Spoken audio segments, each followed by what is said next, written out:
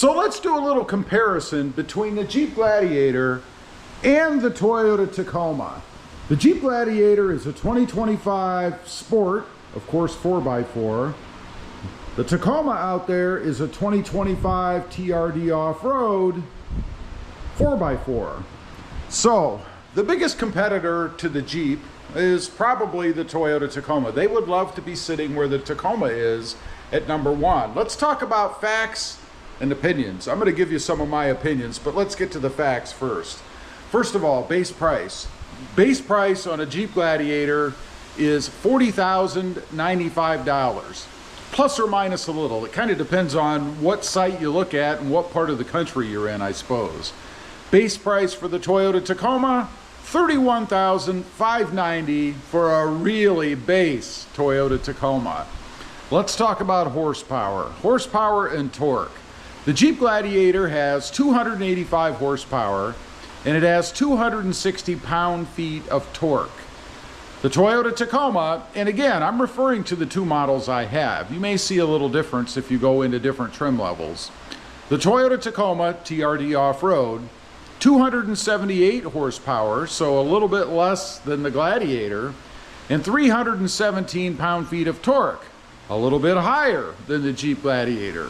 And that's because the Toyota Tacoma is a turbo 4, whereas the Jeep Gladiator is a V6 naturally aspirated. So you're going to get a little more torque out of that turbo.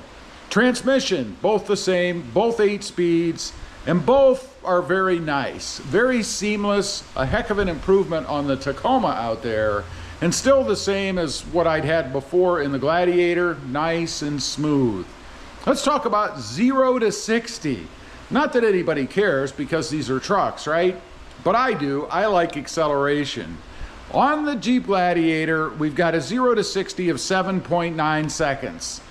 It's not the fastest thing out there, but it's not the slowest. The Tacoma 0 to 60 is actually a hair quicker at 7.6 seconds. Can you feel it in the two? The difference between the two? I don't know. I don't think so. If you're running just a stock Tacoma, I do have the pedal commander in the Tacoma, so it feels faster now. But just stock, I wouldn't say you really feel a big difference. Fuel economy, for what it's worth. In the Jeep Gladiator, it's rated at 17 and 22. Not great. In the Tacoma, a little bit better, 22 and 24, but I'm not seeing those numbers. So are they realistic? All of that kind of depends on how you drive, I suppose. I must have a pretty heavy foot. I'm getting in about 16.8 or so in the Tacoma. Towing capacity. Now, this is where the Gladiator shines a little bit more, I guess, and you would think it would. It is a V6. It's 7,700 pounds in the Jeep Gladiator. In the Toyota Tacoma, we're at 6,500 pounds. Still not horrible for a mid-sized truck. And let me add a little caveat here. I by no means would ever tow close to those weights. I mean, it is a relatively small truck. You don't want to put all that weight behind it and then try to control it, right? Let's take a look at the interiors now. We're going to hop in the Jeep Gladiator first. Hopefully it's not too dark out here. Yeah, it's not too bad. You guys can see in there. This is how I get in the Gladiator. I grab the handle and then I just step in. I don't have any steps or anything. I'm 5'9.5", by the way, for comparison's sake. It's pretty simple. I step in, I step out, I grab the handle over here, and it's that easy. I don't really need steps on the truck. How about the rear, for when you might have a passenger? Well, first I would suggest that you put the seat down. It's gonna be better. And I do like the way this one works much better. Definitely better than the Tacoma's free-flopping seats and the little straps they have on the side. Definite winner for the Gladiator. Now, as far as getting in the back seat, again, I grab the handle, pretty simple, and I get in. Now, it is a bit tighter back here, of course. Notice where my knees are. They're kind of right up against the edges of the seat. You don't get a ton of room back here, but let's go take a look at the Toyota Tacoma and see how it compares. Okay, in the Toyota Tacoma, first of all, notice I have no grab handle. It sure would be handy to be able to grab something here and get in. Instead, I've got to put wear and tear on the steering wheel. So I grab the steering wheel and then kind of hoist myself in like so. Now, once you're inside, it's not bad. It does feel a little more confining, I think, in the Toyota Tacoma as compared to the Jeep Gladiator. Not that big of a deal. Let's check the back seat. Okay, in the back seat, first of all, notice we do have a grab handle here. That's kind of nice. But how is it to get in? Well, we grab the handle and kind of hoist ourselves in here.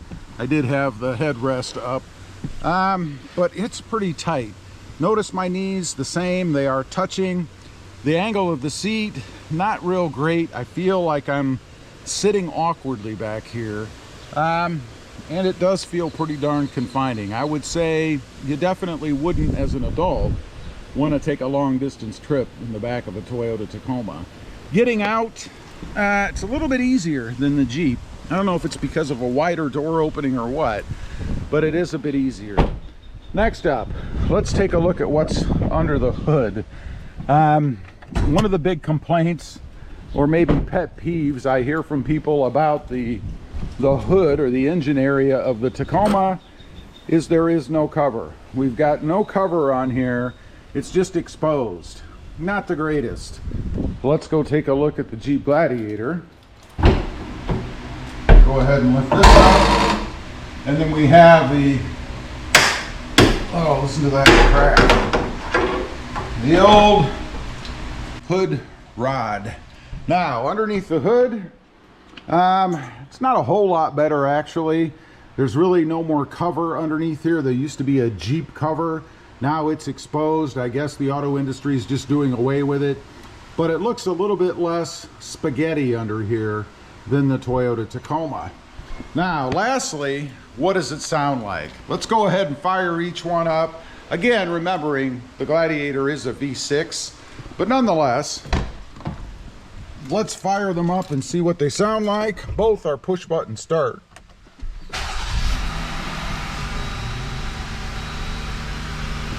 And let's see what it sounds like inside the cab.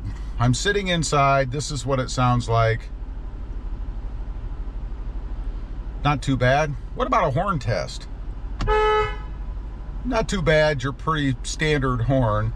Now, let's hop out, go see what the Toyota Tacoma sounds like doing the same test, both with the door open and, of course, with the door closed. Here we go.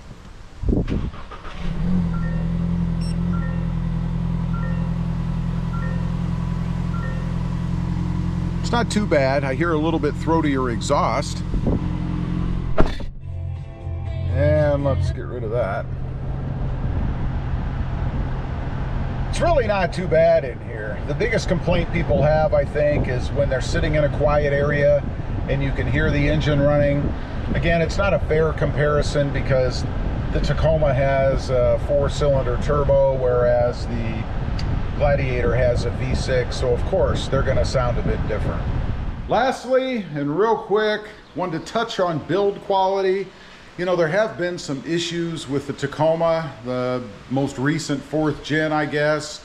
Paint problems, chipping problems, even the size of mud flap issues, some interior problems in the form of scratching, and which is nothing new to the Tacoma, and loosey-goosey kind of panels and things.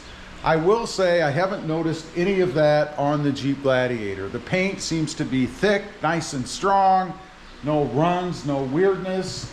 The fender flares, of course, are quite large, so unless you go outside of the flares with your setup, which is then modified, don't really have any issues with that either. Haven't noticed any loose panels or panels that scratch easy or anything like that on the interior either. So I'd have to give the nod to the Gladiator. Overall, between the two, used to be the Tacoma, I think, was further ahead in the way of quality and reliability. Jeep's never had the greatest reliability record, right? But now, with the new 4th gen and some of its quirks and the unknowns, I think I would put them equal. If you're in the market, you're looking for a mid-size truck, I would drive both and get the one that you like the best, the one that feels the best to you. Thanks for watching. Stay safe out there. Bye.